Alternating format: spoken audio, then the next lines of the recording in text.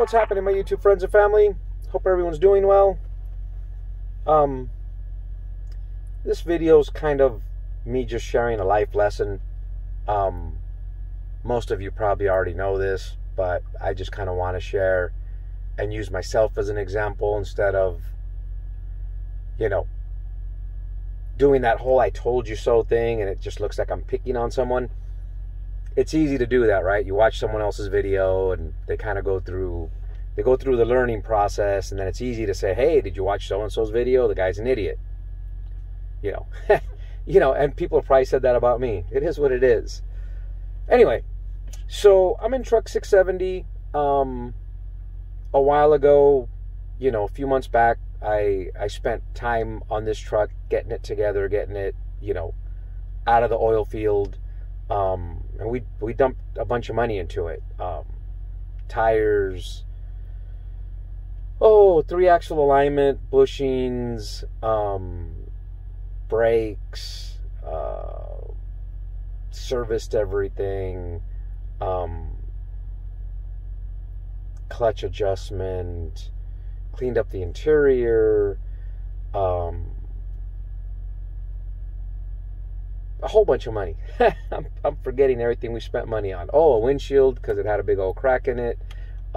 Headlights. They were just covered over, and you just couldn't see through them. And even if you cleaned them up, the insides of them were bad.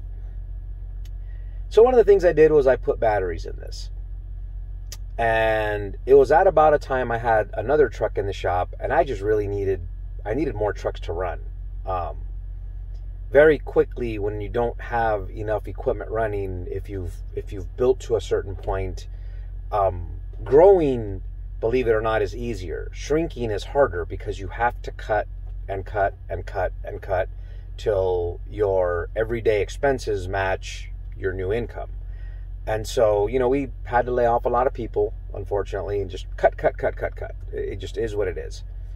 And I'm still paying for, a yard in the oil field because I just have too much equipment there. I got to keep it somewhere. And so, yeah, it's harder for us to make ends meet than some other trucking businesses because I have a lot of equipment. Maybe I should just consider selling it because I don't really see the trucking rate in the oil field rebounding. I'm talking to a lot of people that are busy, but the rates are in the toilet. Anyway, so I'm beating around the bush a little bit. So as I was kind of living in this truck, as I was fixing it, it was obvious it was going to need batteries. And so I went down to the local place where, we get parts, not a dealership, but one of those, warehouse type distributor places. And for a lot of stuff, they're a really good source. If you're going to go buy brake drums and shoes, you'll probably save, 30-40% as opposed to going OEM, if not more. And so while I was there, I kind of asked the question, hey, so, what are your battery prices like? And mind you, I used to have an equipment rental business where we had a lot of electric scissors, and we tried both routes. We used to use the Trojan, T105s, the golf cart type battery, and we were buying another battery from Exide, which was an excellent battery, but a lot cheaper. And considering the rental industry, clients abuse the equipment. They don't charge them. They don't water the batteries. It didn't make sense to pay for the Trojan knowing your client was going to destroy the battery and not want to pay for it. So I went the cheap route. I got something called Power Start, and I'm not going to say their name again because I'm really not trying to put them down. But it was $79 a battery, and the guy at the counter says, well, this battery is basically made, it's an interstate battery that's rebranded. Whether that was true or not, it's what he said. And, $79 times 4 versus 110, 120 times 4, you get where I'm going with it. So I bought them, put them in the truck, and within a month, I'm having a problem starting the truck. And so I jump-started the truck one day, and, you know, old school, just put your hand on the batteries, and one of them was hot. So no big deal.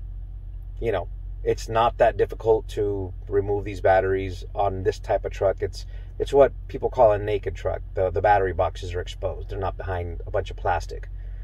And so took it off, took it back in there, and said, hey, bro, this battery. Oh, hey, yeah, don't worry. You know, just drop it off. You know, I need your invoice number. And drop it off, and we'll give you a loaner. I'm like, a loaner? And he's like, yeah, we got to send it back to them. They test it. And if it's no good, they'll give you another one. Fair enough. And so did that. They gave me a loaner and took off with this particular truck. And then I think I shared in another video, after we put all the money into it, it turns out this truck needed injectors. And we didn't realize it until we put a load on it, and it became apparent. So the next time I was through town, you know, I went in there, I got my new battery, swapped it out for the loaner, and left there again. Went and grabbed another load, and this time the truck's been, you know, the injector part, you know, the engine runs well, yada, yada, yada. So last week, I struggled to get it to start. It's cold now, so, you know, when you go to start it, it puts more strain on the batteries. It's cold out. Plus, you know, let's face it, in these big trucks, guys, you know, we run lights, inverters, you know, hot plates, you name it. And so a few nights ago, I struggled to get it to start, and, you know, again, it started, but it cranked really slow. And so I didn't shut it off for the rest of the day. So the following night, I go to jump out of the truck. Truck's still running. I hadn't shut it off. And you had that rotten egg smell. I'm like, yep, I know exactly what this is. So I took the battery cover off. Sure enough, I had a warm one. So I disconnected it from the rest of them and said, you know, when I get back to El Paso, I'm just going to take it to them and say, strike two. And so this morning, a few days after that, now I'm on 3 batteries, which, you know, these trucks will run on 2, okay? These trucks will start on 2 batteries all day long. Where you have the problem is when you get into the really cold weather, the trucks take more cranking, and, you know, you got to wait to start so your heating elements get warm. This one doesn't have glow plugs. It has a heater grid. And if on top of that, you can probably hear it in the background, you know, you got a cooler that runs all night, that kind of stuff. You know, you got things plugged in, charging phones, whatever.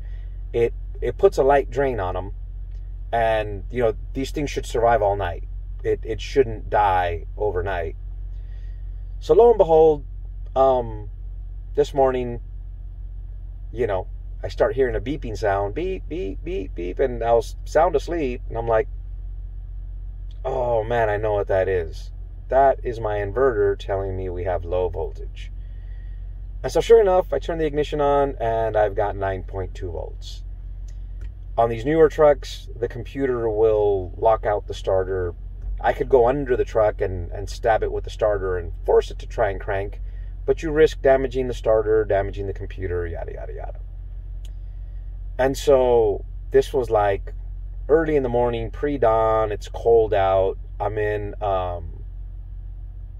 Bristol, Tennessee. Actually, I'm like within a few miles of Bristol Motor Speedway. Anyway, and so there's a hotshot car carrier guy, like the next stall over, and he's swapping power units. And so, you know, he sees me out there, and he's like, do you need a jump? And I'm like, you can tell. And he's like, well, he says, I saw you sitting at the steering wheel, and I heard click, click, click, and I saw the look on your face. And I'm like, do you have cables? And he's like, yeah, bro. He goes, I'm going to be here for a bit anyways. He goes, I got to swap out power units. He had an F350 with a failing transmission. It's throwing up codes and it's shifting funny. So they've got multiple trucks. They were just swapping out the power unit. And he's like, right now when I get this one unhooked, I'll put it right up against your battery box, And while I get the other one rigged up, we'll just leave it charging on your truck. So sure enough, he plugs into it, and an hour and a half later, I'm barely at like 11 volts. It won't start. And, you know, I tell him, hey man, you know, if you gotta go, don't let me kill your clock. And he's like, yeah, I do kind of gotta go. He says, because my 14-hour clock is running. I don't have a sleeper, so I'm gonna run out of hours. I gotta take this truck back and then come back and finish this load. And I thought to myself, that's kind of backwards. I'd leave the broken truck here and go finish the load. But, you know, I in the bigger scheme, I don't know what they had going. So we tried jumping it for a couple hours and no go. So I crawl back inside the truck. You know, luckily I got a really thick blanket. I got a sleeping bag. I stayed warm, even though it was pretty chilly out. I want to say it was high 30s, but it wasn't that bad. So lucky for me, on the other side of the highway, there's a place that sells batteries. So that I could tell for sure I had two that were bad. Pulled them off and carried my 2 cores across the highway over to there. And, you know, I called first to make sure they had the batteries. And so I bought some Exides. That was what they stocked. They were $100 a pop.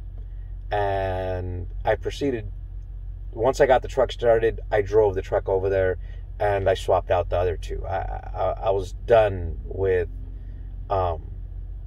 this other brand of battery.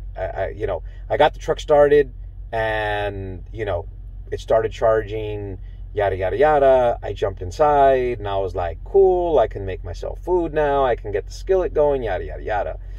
And so I did just that. You know, I made myself food, sat down. You know, I was kind of mad at myself a little bit. And I'm like, all right, well, let me go see about grabbing a shower. And so I opened up the door and there's that rotten egg smell still. And I'm like, I'm just going to do the last 2.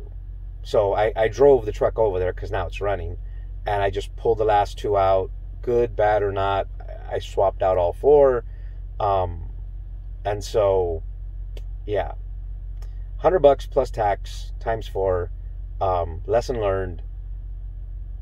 Don't buy off brand. Just buy the good stuff. Honestly, the best batteries we have is actually an Exide. It's an AGM. And for those of you that don't know, there's a couple different types of batteries. So you have lead flooded batteries, you know, acid batteries basically. And then you've got the AGM, which is I think they refer to that to absorbed glass mat. And then you've got the Optima style, the coiled aluminum. I've used those Optimas on toys. I used to have a Polaris Razor, and great upgrade from a little motorcycle style battery to one of those Optimas was a huge upgrade. You know, we had a sound system in it, a bunch of lighting, yada, yada, yada. And when I got the thing home, I just put it on a battery tender, and that battery served us well for about 5 years. And then I sold the Polaris battery and all, and I think its current owner is still enjoying it. But I've got 2 trucks now that we put the absorbed glass mat batteries. They're pricier. They're pretty close to double the price of a regular battery, but you won't struggle with them. Anyway, so yeah, the nature of this video is I thought I was going to save myself money by getting the $70 battery. In all reality, it makes no sense to have 4 cheap batteries. You're better off with 3 high quality, good batteries. You know, I went with all 4 because it's cold now, and you know, my fridge never stops, right? I mean, if I'm on a 34-hour reset, it's still running, and I put food in it that I need not to go bad. So, you know, I need for it not to stop, and I need when I turn the key for the truck to start, because these ELDs force you to drive when they say you're available to drive, and having to look for someone to give you a jump start or get you moving again, it's a waste of time and money.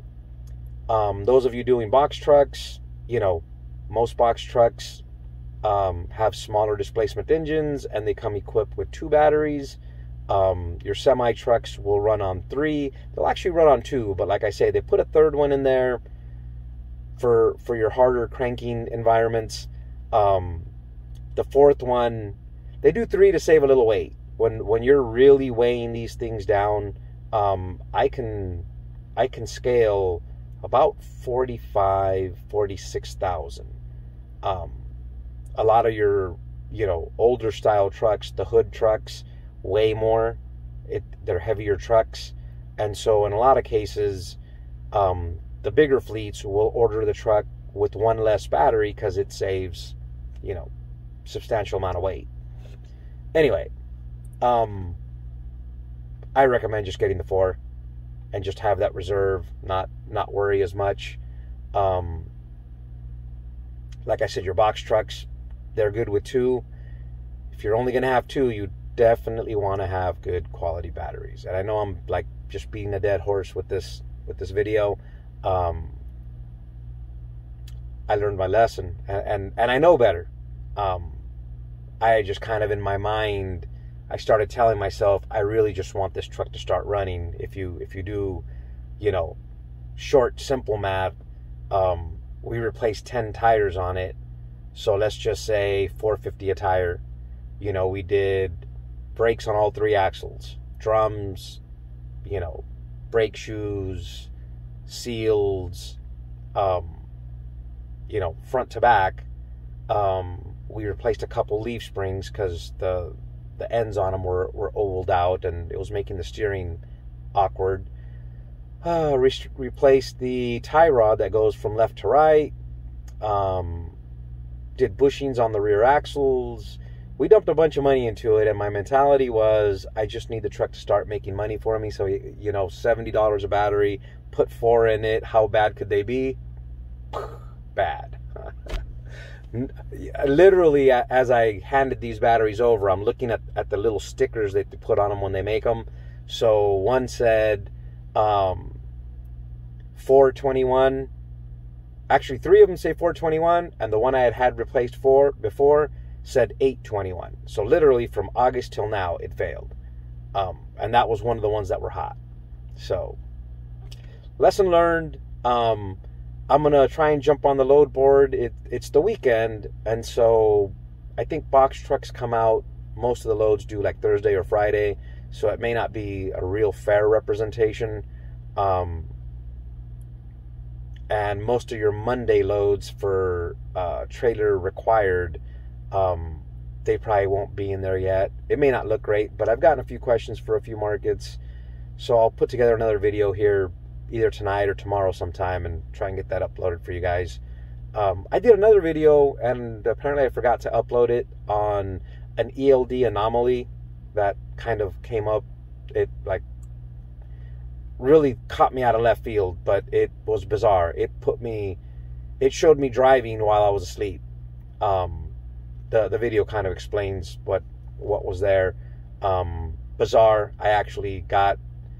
I got a response stating that there's some kind of weird, you know, action there, and they can't explain it. They don't know why, and they've sent me an email stating that these were not driving events. And so should I get looked at, because it makes it look like I went over my 14-hour period. And so should I get audited between now and next Friday?